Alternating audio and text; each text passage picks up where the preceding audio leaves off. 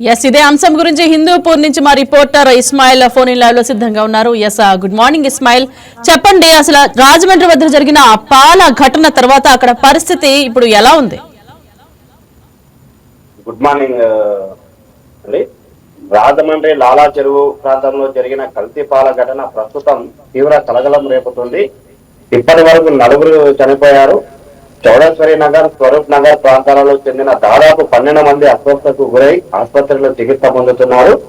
ముఖ్యమంత్రి చంద్రబాబు నాయుడు ఈ ఘటనపై అసెంబ్లీలో స్పందిస్తూ మృతుల కుటుంబాలకు 10 లక్షలు పరిహారం ప్రకటించారు. బాధితులందరూ ఉచిత వైద్యం అందించాలని ఆదేశించారు. ప్రస్తుతం డైరీ యజమానిని పాలు సరఫరా చేసిన వ్యక్తిని పోలీసులు అదుపులోకి తీసుకున్నారు.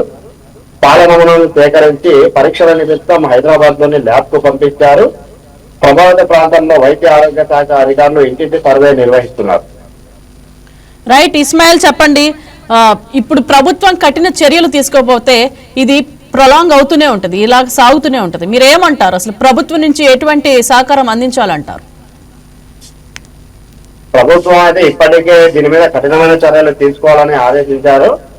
కానీ అయితే ఏది ఏమైనప్పటికీ కూడా ఈ పాల నమూనా పంపించిన ల్యాబ్ అంటే ఫోరెన్సిక్ ల్యాబ్ కూడా నమూనాను పంపించారు. ఇది కల్తీ పాల వల్ల జరిగిందా లేక మరేమైనా ఉందా అనేది ల్యాబ్ రిపోర్ట్ వచ్చిన తర్వాతే అధికారులు దీని మీద ఒక నిర్ణయానికి వచ్చే అవకాశం ఉంది. ప్రస్తుతానికి అయితే ప్రజలు పాలనను బాగా మరిగించి తాగాలని అధికారులు సూచిస్తున్నారు.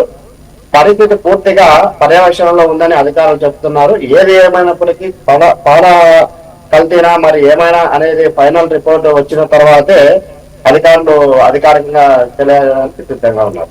రైట్ ఇస్మాయిల్, రాజమండ్రి ఘటన మనందరికీ ఒక హెచ్చరిక.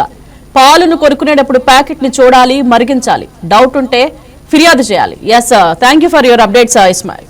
ఈ వీడియో మీకు నచ్చినట్లయితే లైక్ చేయండి, షేర్ చేయండి, మా ఛానల్ కి సబ్స్క్రైబ్ చేయండి.